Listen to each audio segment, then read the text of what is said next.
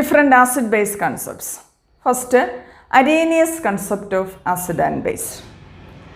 And according to Arrhenius concept, an acid is substance that gives hydrogen ion in aqueous solution or H plus ions in aqueous solution.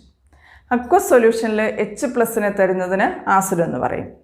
And base is substance that gives OH minus in aqueous solution or hydroxyl ions in aqueous solution.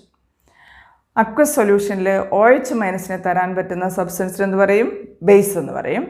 According to Arrhenius concept, acid is substance that gives H plus in aqueous solution and base is substance that gives OH minus in aqueous solution. Arrhenius concept അനുസരിച്ച് ഒരു ആസിഡിൻ്റെ ionisation ഇങ്ങനെ represent ചെയ്യാം.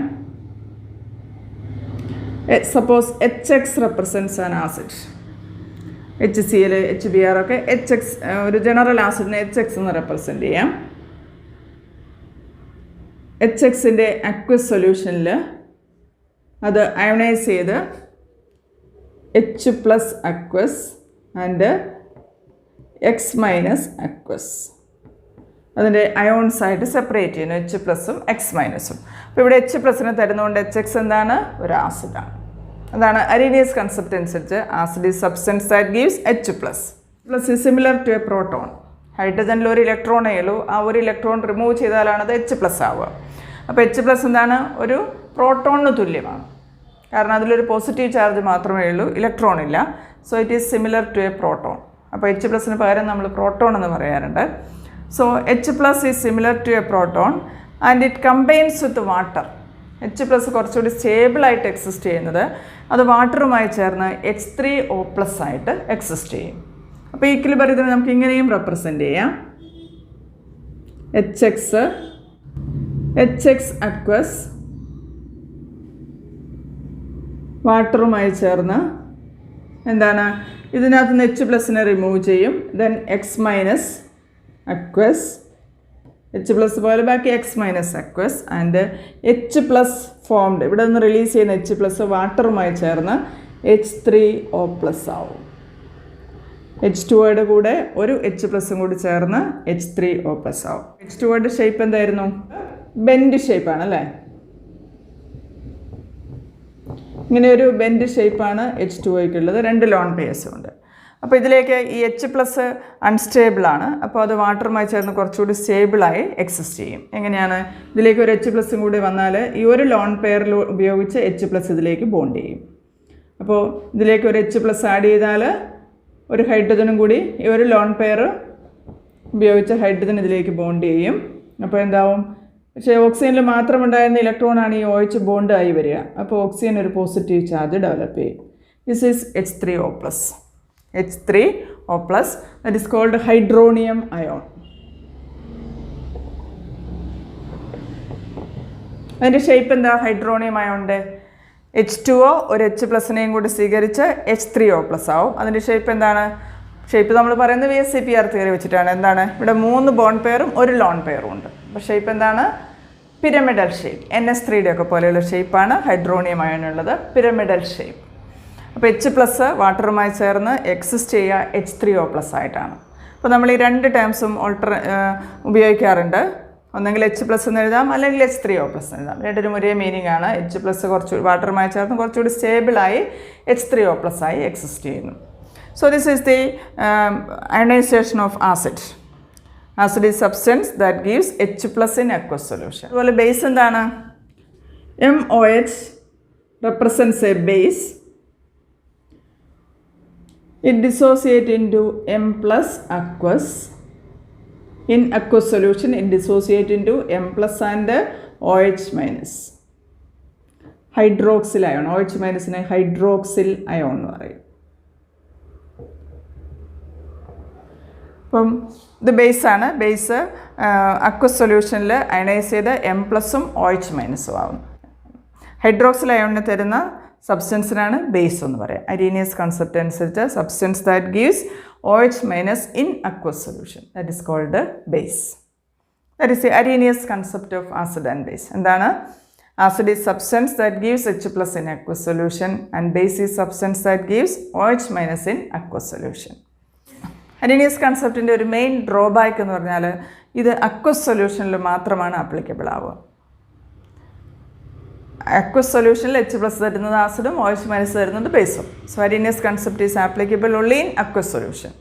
അതുപോലെ തന്നെ it cannot explain the basic nature of ammonia. Ammonia basic ആണ്, പക്ഷേ ammonia എന്താണ്?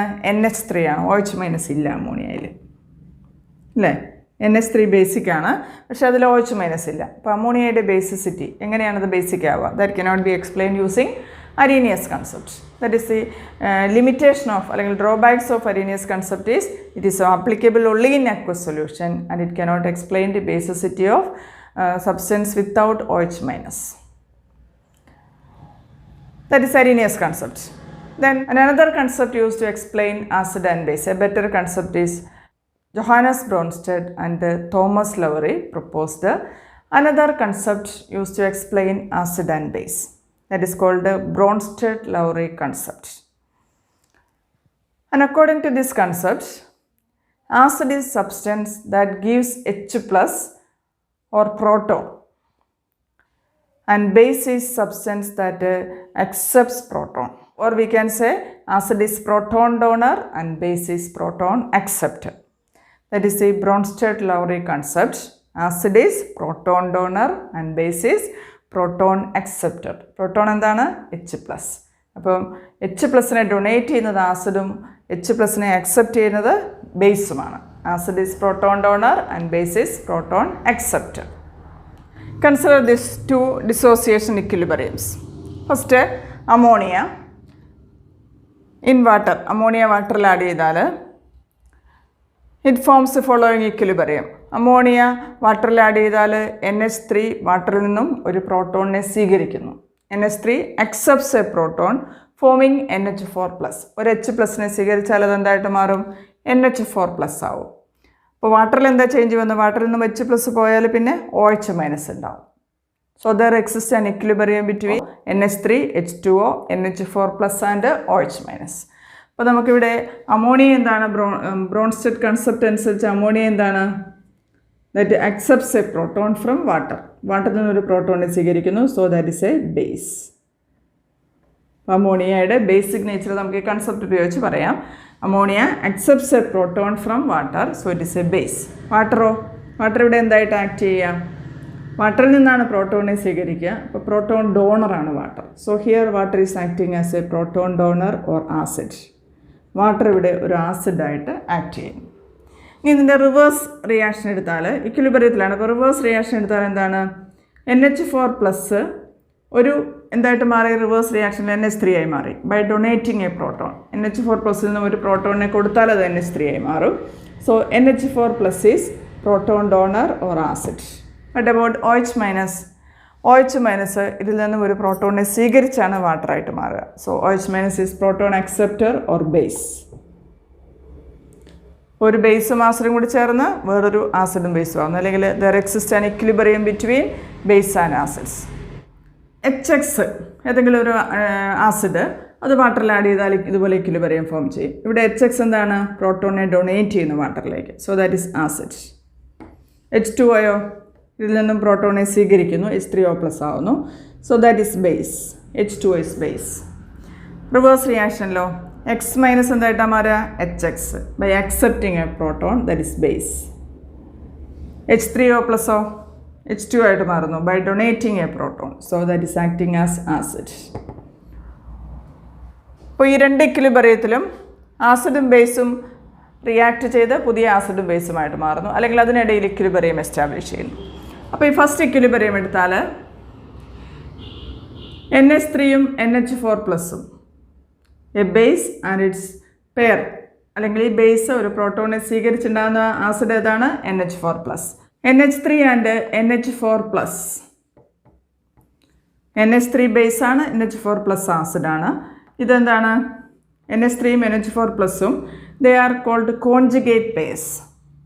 ദേ are differing by a proton. ഒരു H+ൻ്റെ ഡിഫറൻസ് ആണ് ഈ പെയേഴ്സിനിടയിലുള്ളത്. NH3 ആൻഡ് NH4+. They are differing by a proton. So such അതിൽ NH3 ബേസും NH4 പ്ലസ് ആസിഡുമാണ്. So an acid base pair differing by a proton that is called conjugate pair. Acid and base differing by a proton is called conjugate pair. ഇനി അതുപോലെ വേറൊരു pair ഉണ്ട് ഇതിനകത്ത്. ഏതാണ്? H2O ആസിഡാണ്. അത് ഏതാണ്? OH-. ഇത് ആസിഡും ഇത് ബേസുമാണ്. ഇത് തമ്മിലുള്ള ഡിഫറൻസ് എന്താണ്? They differ by a proton. ഒരു H+ൻ്റെ ഡിഫറൻസ് ആണ് അതിലുള്ളത്. So that is also conjugate pair. ഇതും എന്താണ്? കോൺജുഗേറ്റ് പെയർ ആണ്. ഇപ്പോൾ ഈ ഫസ്റ്റ് ഇക്വിലിബ്രിയത്തിലുള്ള രണ്ട് കോൺജുഗേറ്റ് പെയേഴ്സ് NH3 ആൻഡ് NH4 പ്ലസ്, അതുപോലെ H2O ആൻഡ് OH-. അതുപോലെ സെക്കൻഡ് ഇക്വിലിബ്രിയത്തിലുള്ള പെയേഴ്സ് ഏതൊക്കെയാണ്? Conjugate pairs HX and X-. HX is acid and X- is base, differing by 1 H+. അതുപോലെ വേറൊരു കോൺജുഗേറ്റ് പെയർ ഏതാണ് ഇവിടെ? H2O and H3O+. They are conjugate pairs. ഇത് രണ്ടും conjugate pairs ആണ്. So in Bronsted-Lowry concept അനുസരിച്ച് in the equilibrium there is conjugate pairs. What is conjugate pair? Acid and base differing by a proton is called a conjugate pair. ഒരു ആസിഡും ബേസും അത് തമ്മിലുള്ള difference ഒരു പ്രോട്ടോണിൻ്റെ difference ആണ്. അതിനാണ് conjugate pair എന്ന് പറയാം. And in a conjugate pair the species with an extra proton is called acid and other is called base. ഒരു കോൺജുഗേറ്റ് പെയറിൽ ഒരു പ്രോട്ടോണിൻ്റെ ഡിഫറൻസ് ആണ്. അപ്പോൾ ഒരു പ്രോട്ടോൺ അധികമുള്ളതിന് ആസിഡെന്നും പ്രോട്ടോൺ കുറവുള്ളത് എന്താണ്? ബേസുമാണ്. അപ്പോൾ കോൺജുഗേറ്റ് പെയറിൽ പ്രോട്ടോൺ അധികമുള്ളത് ആസിഡും പ്രോട്ടോൺ കുറഞ്ഞത് ബേസുമായിരിക്കും. That is conjugate pair, acid base pair differing by a proton. ഇനി ഈ കോൺജുഗേറ്റ് പെയറിൽ ഒന്ന് സ്ട്രോങ് ആണെങ്കിൽ അതിൻ്റെ പെയർ വീക്കായിരിക്കും. അതായത് NH3 NH4 പ്ലസ്സിൽ if NH3 strong then NH4 plus is weak. ഇപ്പോൾ കോൺജുഗേറ്റ് പെയറിൽ ഒന്ന് ആസിഡും ഒന്ന് ബേസുമായിരിക്കുമല്ലോ. അതിൽ ഏതെങ്കിലും ഒന്ന് സ്ട്രോങ് ആണെങ്കിൽ അതിൻ്റെ pair വീക്കായിരിക്കും. If acid is strong, base is weak. Then if base is strong, its conjugate acid is weak. ഇപ്പോൾ ഒരു കോൺജുഗേറ്റ് പെയറിൽ ഒരു ആസിഡും ബേസും ഉണ്ടാവും. അത് തമ്മിലുള്ള ഡിഫറൻസ് ഒരു പ്രോട്ടോൺ ആണ്. അതിൽ ഒന്ന് സ്ട്രോങ് ആണെങ്കിൽ അടുത്ത പെയർ അതിൻ്റെ പെയർ വീക്ക് ആയിരിക്കും. That is conjugate acid base pair and they are differing by a proton. നമുക്ക് ഇത് ബ്രോൺസ്റ്റഡ് ആസിഡ്സ് ആണ്. HF, H2SO4 and HCO3-. 3 Bronsted acids. അതിൻ്റെ കോൺജുഗേറ്റ് ബേസ് ഏതായിരിക്കും? Which are the conjugate bases for these Bronsted acids? HFൻ്റെ base pair ഏതായിരിക്കും? HF ഒരു base എന്ന് പറഞ്ഞാൽ ഇത് ആസിഡാണ്. അപ്പോൾ അതിൻ്റെ ബേസ് എന്ന് പറഞ്ഞാൽ അതിനേക്കാൾ ഒരു പ്രോട്ടോൺ കുറവുള്ളതാണ്. സോ ദി ബേസ് ഈസ് HFൻ്റെ ബേസ് പെയർ ഏതായിരിക്കും? F-. ഒരു പ്രോട്ടോൺ കുറവുള്ള F-. ഇതിനകത്തൊരു H+ പോയി കഴിഞ്ഞാൽ F- ആവും. That is the base pair. അതുപോലെ H2SO4ൻ്റെ കോൺജുഗേറ്റ് ബേസ് ഏതായിരിക്കും? ബേസ് എന്ന് പറഞ്ഞാൽ അതിന് ഒരു പ്രോട്ടോൺ കുറവാണ്. അപ്പോൾ ഇതിനേക്കാൾ ഒരു പ്രോട്ടോൺ, ഇതിൽ നിന്നൊരു പ്രോട്ടോൺ റിമൂവ് ചെയ്താൽ എന്ത് വരും? ഒരു H+ പോയാൽ അതിൻ്റെ കോൺജുഗേറ്റ് പെയർ HSO4. ഒരു H+ പോകുമ്പം ഇതിന് നെഗറ്റീവ് ചാർജ് ആവും, HSO4-. ഇനി HCO3-. ഇതിൻ്റെ കോൺജുഗേറ്റ് ബേസ് ഏതായിരിക്കും? ഒരു പ്രോട്ടോൺ കൂടി ഒരു പ്രോട്ടോൺ റിമൂവ് ചെയ്ത് കഴിഞ്ഞാൽ ഇതിനകത്തുനിന്ന് ഒരു പ്രോട്ടോൺ കുറഞ്ഞാലാണ് എൻ്റെ ബേസ് വരിക. എങ്ങനെ വരും? ഇവിടെ ഒരു പ്രോട്ടോൺ ഉണ്ട്, H ഉണ്ട്. അത് റിമൂവ് ചെയ്താൽ CO3, ഇതിനകത്ത് അടുത്ത പ്രോട്ടോണും കൂടെ റിമൂവ് ചെയ്താൽ ഒരു നെഗറ്റീവ് ചാർജും കൂടി വരും, CO3-2-. This R the conjugate acid base pairs. അങ്ങനെ ആസിഡ് എന്ന് പറഞ്ഞാൽ ഒരു പ്രോട്ടോൺ അധികമുള്ളത് ആസിഡും ഒരു പ്രോട്ടോൺ കുറവുള്ളത് ബേസുമാണ്. This species can act as Bronsted acid as well as base. Bronsted ആസിഡും ബേസുമായും ആക്ട് ചെയ്യാൻ പറ്റുന്നതാണ് ഈ സ്പീഷ്യസ്. നമ്മൾ നേരത്തെ H2O പറഞ്ഞിരുന്നു. H2O NH3യുമായി റിയാക്ട് ചെയ്യുമ്പോൾ ആസിഡായും HX-യുമായി റിയാക്ട് ചെയ്യുമ്പോൾ അതെന്താണ്? ബേസായും ആക്ട് ചെയ്യുന്നു. അപ്പോൾ ഈ സ്പീഷ്യസിനെല്ലാം ആസിഡായിട്ടും ബേസായിട്ടും ആക്ട് ചെയ്യാൻ പറ്റും. ഇപ്പോൾ ഇതിൻ്റെ കറസ്പോണ്ടിങ് ആയിട്ടുള്ള കോൺജുഗേറ്റ് ആസിഡും ബേസും ഏതായിരിക്കും? ഇതിൻ്റെ conjugate acid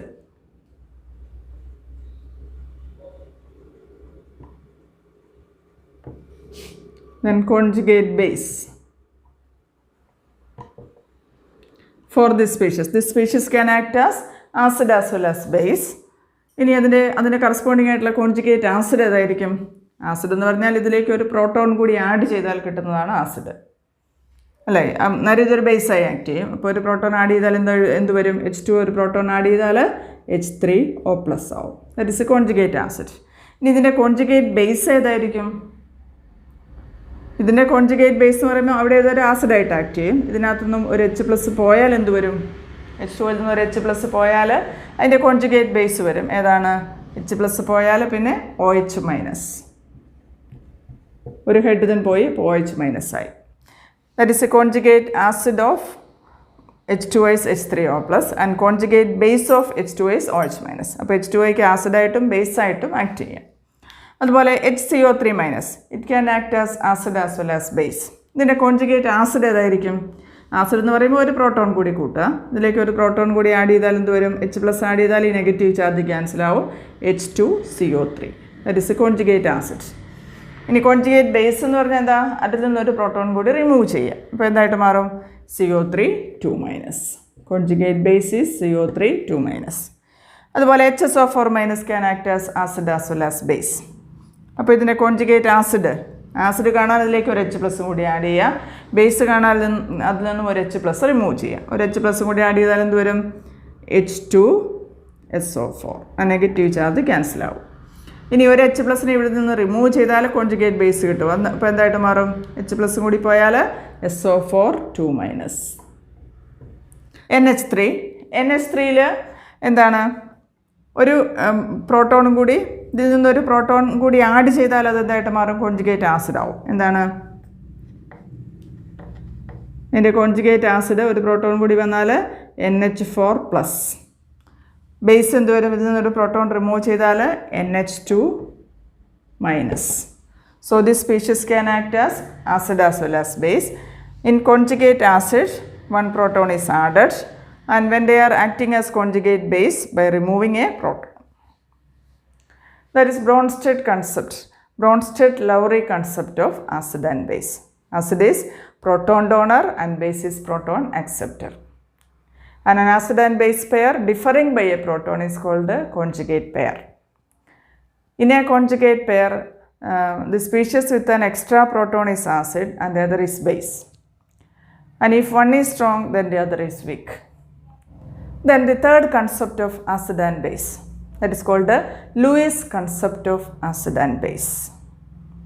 G.N. Lewis proposed this concept of acid and base based on electrons. ഇലക്ട്രോൺസിനെ ബേസ് ചെയ്ത് ആസിഡ് ആൻഡ് ബേസ് ഒന്ന് ക്ലാസിഫൈ ചെയ്യുന്നു, സ്പീഷീസിനെ ആസിഡ് ആൻഡ് ബേസ് എന്ന് ക്ലാസിഫൈ ചെയ്യുന്നു. Then according to Lewis concept, acid is electron pair acceptor and base is electron pair donor. Electron പെയറിനെ സ്വീകരിക്കുന്നത് ആസിഡും ഇലക്ട്രോൺ പെയറിനെ ഡൊണേറ്റ് ചെയ്യുന്നത് ബേസുമാണ്. Acid is electron pair acceptor and base is electron pair donor according to Lewis concept. അപ്പോൾ Lewis acid എന്ന് പറഞ്ഞാൽ അതിന് ഇലക്ട്രോൺ പെയറിനെ സ്വീകരിക്കാൻ പറ്റണം. അപ്പോൾ സാധാരണ ഇലക്ട്രോൺ പെയറിനെ സ്വീകരിക്കുന്നത് എന്താണ്? ന്യൂട്രൽ മോളിക്യൂൾസ് ഇലക്ട്രോൺ പെയറിനെ സ്വീകരിക്കാം. അങ്ങനെയാകുമ്പോൾ ന്യൂട്രൽ മോളിക്യൂൾ ഇലക്ട്രോണിനെ സ്വീകരിക്കണമെന്നുണ്ടെങ്കിൽ അത് ഇലക്ട്രോൺ ഡെഫിഷ്യൻ്റായ ന്യൂട്രൽ മോളിക്യൂൾസ് ആയിരിക്കണം. ഒക്ടറ്റ് കംപ്ലീറ്റ് അല്ലാത്ത ന്യൂട്രൽ മോളിക്യൂൾസ്. നമ്മൾ ഒക്ടറ്റ് റൂളിൻ്റെ ലിമിറ്റേഷൻസിൽ പറഞ്ഞിരുന്നു, molecules with incomplete octet they are acting as Lewis acids. They can accept electron pair acting as Lewis acid. Example BH3, BeCl2, BF3 ഇതൊക്കെ electron deficient molecules ആണ്. Central ആറ്റത്തിൽ എന്താണ് 8 ഇലക്ട്രോൺസിൽ കുറവാണ്. അപ്പോൾ അത് ന്യൂട്രൽ മോളിക്യൂൾ ആണെങ്കിലും ഇലക്ട്രോൺ പെയറിനെ സ്വീകരിച്ച് കുറച്ചുകൂടി സ്റ്റേബിൾ ആക്കാൻ പറ്റും. അങ്ങനെയുള്ള ന്യൂട്രൽ മോളിക്യൂൾസ് എന്താണ്? ലൂയിസ് ആസിഡ്സ് ആണ്. അതുപോലെ ചാർജ് ഉള്ളതാണെങ്കിൽ ഇലക്ട്രോൺ പെയറിനെ സ്വീകരിക്കണമെങ്കിൽ അതിന് എന്ത് ചാർജ് ആയിരിക്കണം? പോസിറ്റീവ് ചാർജ് ആയിരിക്കണം. സോ പോസിറ്റീവ് സ്പീഷ്യസ് H+, അതുപോലെ H+, Mg2+, ഇതെല്ലാം എന്താണ്? ഇലക്ട്രോൺ പെയറിനെ സ്വീകരിക്കാൻ പറ്റുന്നതാണ്. അങ്ങനെയുള്ളത് എന്താണ്? ലൂയിസ് കൺസെപ്റ്റ് അനുസരിച്ച് ആസിഡാണ്, Lewis acid. Neutral molecules which are electron deficient or positive species they are acting as Lewis acids. ഇനി ലൂയിസ് ബേസ് എന്താണ്? ഇലക്ട്രോൺ പെയറിന് ഡൊണേറ്റ് ചെയ്യാൻ പറ്റുന്നതാണ് ലൂയിസ് ബേസ്. അപ്പോൾ അതിൽ ഒന്നെങ്കിൽ ലൂയിസ് ബേസിൽ നെഗറ്റീവ് ചാർജ് ഉണ്ടാവണം, അല്ലെങ്കിൽ ന്യൂട്രൽ മോളിക്യൂൾ ആണെങ്കിൽ അതിൽ ലോൺ പെയർ ഉണ്ടാവണം. ഫ്രീ ആയിട്ടുള്ള ഡൊണേറ്റ് ചെയ്യാൻ പറ്റുന്ന ഇലക്ട്രോൺ പെയർസ് ഉണ്ടാവണം. So Lewis base is electron pair donor, that is either neutral molecule with lone pair or negative species. Lone pair ഉള്ള neutral molecules NH3. NH3 നൈട്രജനിൽ lone pair of electron ഉണ്ട്. So it is acting as Lewis base. അതുപോലെ OH minus negative species, Cl minus, ഇതൊക്കെ എന്താണ്? Lewis bases ആണ്. Lewis concept അനുസരിച്ച് bases ആണ്. Electron rich ആയിട്ടുള്ള സ്പീഷ്യസ് ആണ് Lewis bases that can donate electron pair. Electron പെയറിനെ ഡൊണേറ്റ് ചെയ്യാൻ പറ്റുന്നത് ബേസും ഇലക്ട്രോൺ പെയറിനെ സ്വീകരിക്കുന്നത് ആസിഡുമാണ്. അപ്പം ആസിഡ് ഒന്നെങ്കിൽ neutral electron deficient neutral molecules ആവാം, അല്ലെങ്കിൽ പോസിറ്റീവ് സ്പീഷ്യസ് ആവാം ലൂയിസ് ആസിഡ്. അതേസമയം ലൂയിസ് ബേസസ് എന്താണ്? Negative species or neutral molecules with lone pairs, they are Lewis bases. That are the different concepts of acid and base. ഇപ്പോൾ ഏതൊക്കെ കൺസെപ്റ്റാണ് നമ്മൾ പഠിച്ചത്? Arrhenius concept, then Bronsted-Lowry concept and Lewis concept used to explain acid and base. Then ionization of acid and base can be explained using these concepts. According to Arrhenius concept, a strong acid is completely ionized into H plus and anion. ഒരു strong acid എന്ന് പറഞ്ഞാൽ ഇത് complete ആയിട്ട് ionise ചെയ്ത് H പ്ലസും ആനയോണുമായിട്ട് മാറുന്നു. Example HCl, HNO3, H2SO4 etcetera. ഇതെല്ലാം strong acids ആണ്. അപ്പോൾ HCl അയണൈസ് ചെയ്ത് എന്താ വരിക? H plus and Cl minus. HNO3 ionise ചെയ്ത് H പ്ലസും NO3 മൈനസും ഫോം ചെയ്യും. H2SO4 അയണൈസ് ചെയ്ത് H പ്ലസും HSO4 മൈനസും ഫോം ചെയ്യും. ഇത് വീണ്ടും അയണൈസ് ചെയ്യും. അപ്പോൾ ഇങ്ങനെ കംപ്ലീറ്റായും H പ്ലസും കംപ്ലീറ്റായി അയണൈസ് ചെയ്ത് H പ്ലസും ആനയോണും ഫോം ചെയ്യുന്നതാണ് അരീനിയസ് കൺസെപ്റ്റ് അനുസരിച്ച് സ്ട്രോങ് ആസിഡ്. ഇനി പാർഷ്യലി അയണൈസ് ചെയ്യുന്നതിന് വീക്ക് ആസിഡ് എന്നും പറയും. അസറ്റിക് ആസിഡ് വീക്ക് ആസിഡാണ്. അത് കംപ്ലീറ്റ് ആയിട്ട് മുഴുവൻ മോളിക്യൂൾസും H പ്ലസ് ആയി അസറ്റേറ്റ് അയോണുമായിട്ട് അയണൈസ് ചെയ്യുന്നില്ല. That is weak acid according to Arrhenius concept. ഇനി ബേസ് എന്താണ്? അരീനിയസ് കൺസെപ്റ്റ് അനുസരിച്ച് base is substance that gives OH minus in aqueous solution. So a strong base is completely ionised in aqueous solution as OH minus and cation. Arrhenius concept അനുസരിച്ച് ഒരു strong base എന്ന് പറഞ്ഞാൽ അത് വാട്ടറിൽ complete ionise ചെയ്ത് OH മൈനസും കാറ്റയോണുമായി മാറും. NaOH strong base ആണ്. അത് വാട്ടറിൽ അയണൈസ് ചെയ്ത് Na പ്ലസും OH മൈനസുമായി മാറും. Na plus aqueous and OH minus aqueous. ഇങ്ങനെ കംപ്ലീറ്റ് അയണൈസ് ചെയ്യുന്നതാണ് strong base. According to Arrhenius concept, base is completely ionized into cation and OH minus. NaOH, KOH, calcium hydroxide ഇതൊക്കെ strong bases ആണ്. അതേസമയം weak base എന്താണ്? Partially ionised in aqueous solution. Aqueous സൊല്യൂഷനിൽ complete ആയിട്ടല്ല, അത് partially അല്ലെങ്കിൽ incomplete ആയിട്ട് ionise ചെയ്യുന്നതാണ് weak bases according to Arrhenius concept. ഇനി ബ്രോൺസ്റ്റെഡ് കൺസെപ്റ്റ് ഉപയോഗിച്ച് നമുക്ക് എങ്ങനെ പറയാം? According to Bronsted concept, acid is a very good proton donor and base is a very good proton acceptor. According to Bronsted concept, acid is very good proton donor and base is very good proton acceptor. And weak acidum weak baseum partially ionized ചെയ്ത് അതിൽ നിന്നും അതിൻ്റെ degree of ionisation അനുസരിച്ചാണ് proton ഡോണറായും proton അക്സെപ്റ്ററായും act ചെയ്യാനുള്ള capacity according to Bronsted concept. ഞാൻ പറഞ്ഞു വീക്ക് ആസിഡ് അല്ലെങ്കിൽ വീക്ക് ബേസ് വീക്ക് ഇലക്ട്രോലൈറ്റിലാണ് ഇക്വിലിബ്രിയം എസ്റ്റാബ്ലിഷ് ചെയ്യാൻ കഴിയുക. Consider the dissociation equilibrium of the weak acid HX plus H2O giving X minus aqueous and H3O plus. ഇവിടെ HX ഒരു week ആസിഡാണെന്ന് വിചാരിക്കുക. അത് ഇൻകംപ്ലീറ്റ് ആയിട്ട് അയണൈസ് ചെയ്യും. പക്ഷേ ഓരോ ആസിഡിനും ഡിഫറെൻറ്റ് ഡിഗ്രി ഓഫ് അയണൈസേഷനാണ് വരിക. അപ്പോൾ ഈ ആസിഡിൻ്റെ സ്ട്രെങ്തിനനുസരിച്ചാണ് അതിൽ നിന്ന് ഫോം ചെയ്യുന്ന X മൈനസിൻ്റെയും H3O പ്ലസിൻ്റെയും ക്വാണ്ടിറ്റി വരിക, അല്ലേ? അല്ലെങ്കിൽ ഇക്വിലിബ്രിയത്തിൽ കൂടുതലും ഏതാണെന്നുള്ളത് ഈ ആസിഡിൻ്റെ സ്ട്രെങ്തിനനുസരിച്ചാണ് വരിക. ആസിഡ് സ്ട്രോങ് ആവുന്നതനുസരിച്ച് ഇക്വിലിബ്രിയത്തിൽ കൂടുതൽ ഏതായിരിക്കും?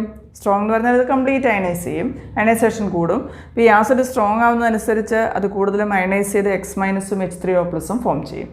So the equilibrium contains more amount of X minus and H3O plus. Or the equilibrium is shifted towards right side. Equilibrium right സൈഡിലേക്ക് ഷിഫ്റ്റ് ചെയ്യപ്പെടുന്നു.